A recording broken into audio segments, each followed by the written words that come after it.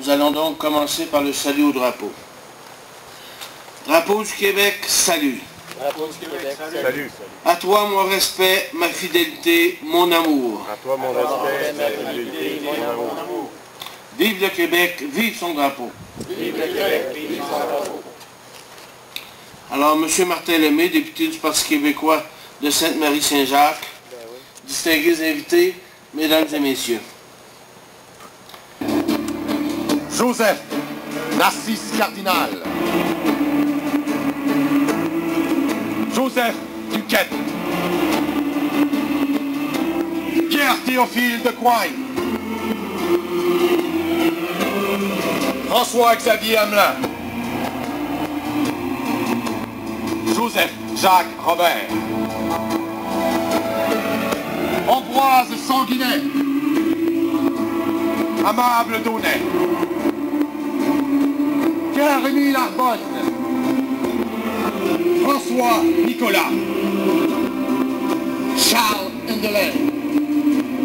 Et moi, François-Marie Thomas Chevalier de Lormier, avons eu à répondre de notre vie pour s'être tenus debout devant l'Empire britannique et cette soi-disant reine Victoria.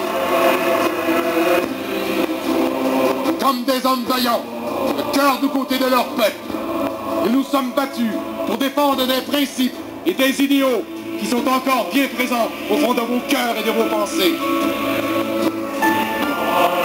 Nous sommes morts en croyant l'indépendance de notre patrie, sacrifiant notre vie sur l'échafaud immonde du conquérant.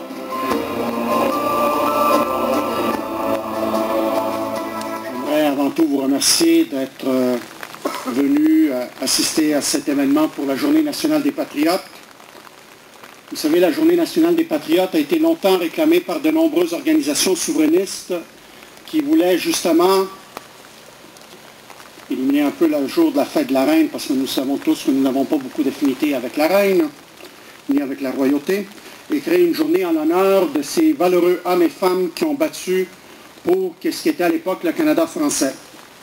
C'est le 27 novembre 2001 que M. Bernard Landry, alors Premier ministre du Québec, avait proposé à l'Assemblée nationale de souligner l'importance de la lutte que les Patriotes avaient menée en 1837 et 1838 pour la reconnaissance de notre nation, pour sa liberté politique et pour l'établissement d'un gouvernement démocratique.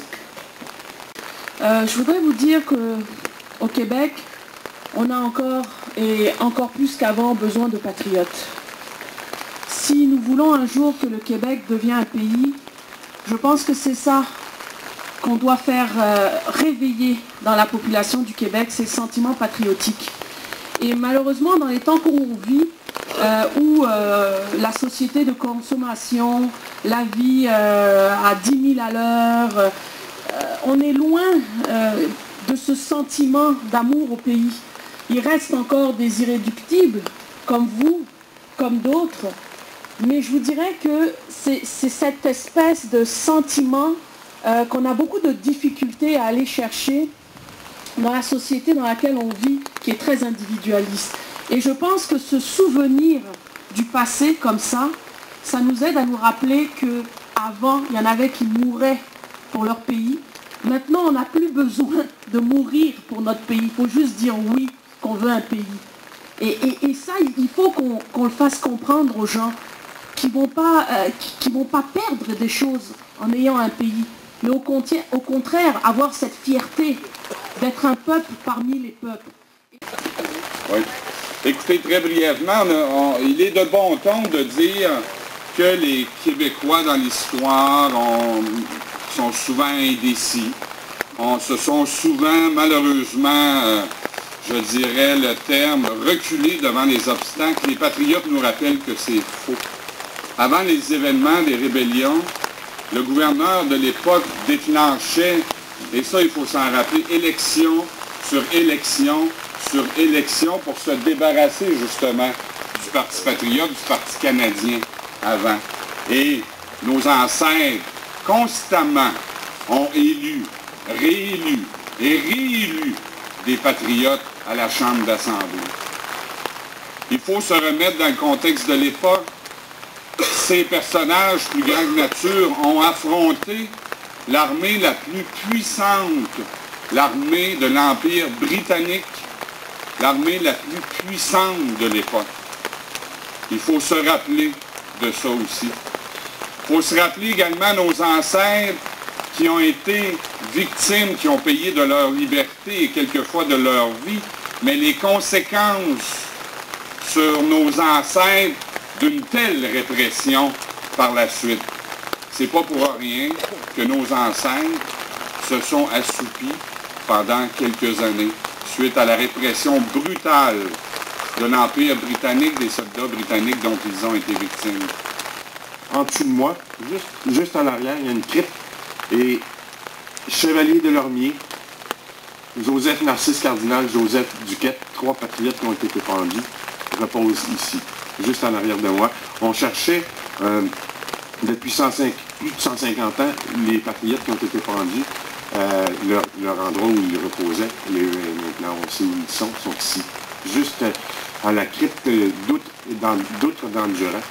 Et je pense que cet endroit va devenir un monument, un monument et aussi un endroit où nous allons pouvoir nous recueillir. Et je tiens à remercier les autorités du cimetière Notre-Dame-des-Neiges de nous avoir permis d'organiser cet événement aujourd'hui. Et je peux vous assurer que, une fois que nous savons que les patriotes qui ont été pendus, à chaque année, nous allons nous faire un devoir de venir les honorer. Et puis... Je me souviens, Charles Hindelang, militaire, je me souviens. Pour faire suite aux propos de M. Saint-Louis, François, le mouvement souverainiste du Québec tient absolument à remercier les autorités du cimetière Notre-Dame-des-Neiges.